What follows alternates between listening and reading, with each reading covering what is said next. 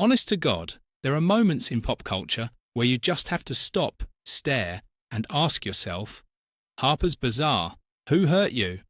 Because after laying eyes on Meghan Markle's absolute car crash of a December 2025 art issue cover, one thing is abundantly clear.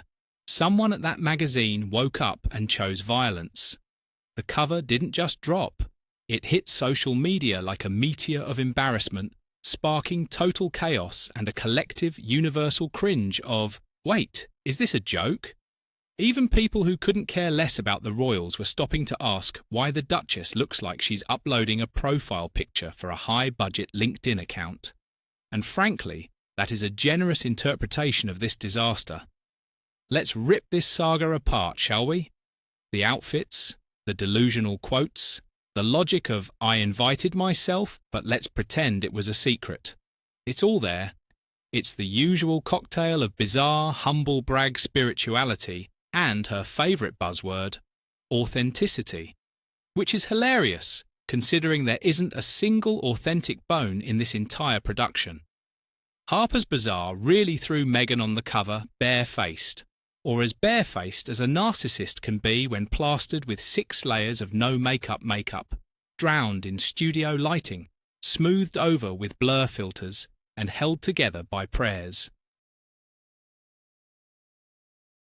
Her hair is yanked back, and her expression is hovering somewhere between supermarket security camera footage and exhausted mother realizing the toddler is awake at 3 a.m. They billed this as the art issue, but let's be real, the only art here is the masterclass in trolling by the magazine. They basically said, we are stripping you down to your essence, and surprise, your essence is mid. It's giving absolutely nothing. Behind all the usual glam, there is just a void, and the magazine seemed determined to let the world see it. Clearly, some stylist thought, hey, Pamela Anderson did the fresh-faced thing and looked iconic, so let's have Meghan cosplay that vibe. The problem? Pamela looked peaceful and empowered. Meghan looks like she lost a fistfight with a blow-dryer that she was too lazy to turn on. Then we have the second photo. Oh, spare me. She's in a sleeveless red dress with a cape that looks like someone shouted, give me Renaissance Fair meets Marvel Comic meets Mother of the Bride. Meghan stands there, staring dramatically into the middle distance, like she's waiting for a prophecy to descend from the clouds. It's very monkcore meets wellness retreat grifter. It's giving founder energy mixed with background extra in a perfume commercial. This is apparently her new aesthetic. Oversized draped fabrics, a mystical guru stare, and minimalist makeup. She's trying to project, I'm above earthly concerns, but the internet rightly asked, why is she dressed like Gandhi's understudy? Others pointed out the obvious. This is what happens when you cosplay a visionary, but forget to actually have a vision. Now, let's tear into the quotes. It is the legendary, sprawling, contradictory collection of humble brags, and I am so profound, trust me metaphors we've come to expect. She starts with, you learn not to do it again. If it all goes swimmingly, you don't learn. Okay, sure.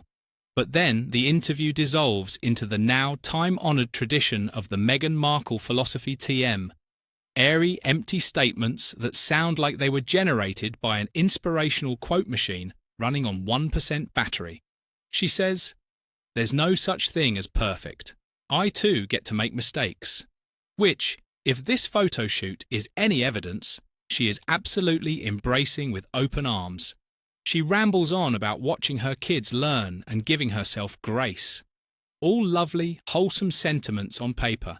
Except it feels like every single interview she gives hits this exact same robotic rhythm. Motherhood, growth, learning, imperfection, founder energy, empowerment, repeat. It's like an audiobook stuck on a loop. People online were practically screaming, yes, Meghan, we know you are learning and growing. You tell us this every 3 weeks. And naturally, no Meghan interview would be complete without her reminding us all how obsessively Harry loves her. This part was a journey into narcissism. Meghan says, "He loves me boldly, fully." Girl, blink twice if you're holding a Hallmark card hostage. Then she drops the kicker. "No one in the world loves me more than him." Okay, that is certainly a sentence. Not your kids, not your mother, just Harry. Only Harry. This line set the internet on fire, not because it's poetic, but because it sounds like a monologue from a soap opera villain. And notice, there is zero mention of how much she loves him. It's only about how much he worships her. People were asking, is this an interview or a Valentine's Day ad she wrote to herself? Then we have the Balenciaga Fashion Week incident. This was unintentionally the funniest part of the grift. Meghan explained her viral attendance like this. "I reached out and said, 'Happy to come and support you.' We kept it a secret. It was fun." Translation: I RSVP'd to an event nobody invited me to, but I brought good vibes, so it counts. Meanwhile, the designer basically admitted afterward that she just sort of showed up. The internet collectively screamed, "How are you playing the cool girl in the front row when you practically begged for the seat?" This whole saga is the PR equivalent of crashing a party and then pretending the host begged you to come. It was one of the most widely mocked details. Apparently, she insists on being announced before walking into a room as Meghan, Duchess of Sussex, like she's about to knight someone with a ceremonial baguette. People could not believe the pretension. Someone wrote, "This is giving local Renaissance Fair performer who takes the role way too seriously." Another cracked, "Girl, you live in Montecito. Your town crier is probably your assistant Susan with a clipboard." Almost every reader agreed. This article was a whole lot of nothing. 1,000 words of filler, vague self-help slogans, and the same bullet points recycled from every interview she's done since 2016. Hardworking? Check. Authentic? Check. Mother? Founder? Growth? Grace? Kitchen office? Random STEM visit? Check, check, check. It's like her PR team has a checklist and they refuse to add a single new square. People joked, "It's so boring her own ghostwriter fell asleep halfway through. It's like watching beige wallpaper describe itself." The photos genuinely looked like the creative team was on strike, but showed up just to sabotage her. People were saying, "If this is the best shot, I am terrified to see the worst." The photographer definitely hates her. So much could have been edited or fixed. But no. Why does she look like she's cosplaying Victoria Beckham at a discount photo booth? Every photo makes her look 10 years older and 10 times more confused. Some swore the hair and makeup crew quit halfway through, leaving Meghan to fend for herself with a hotel mirror and a prayer. Others theorised she insisted on the bare-faced look to match the Pamela Anderson aesthetic, which, again, she did not invent. The general consensus? Harper's Bazaar did not come to play, they came to expose. If the photos weren't bad enough, the behind-the-scenes video arrived. And oh boy, black and white, slow motion, dramatic hand poses, staring into the lens like she's trying to telepathically communicate with the photographer. It's embarrassing.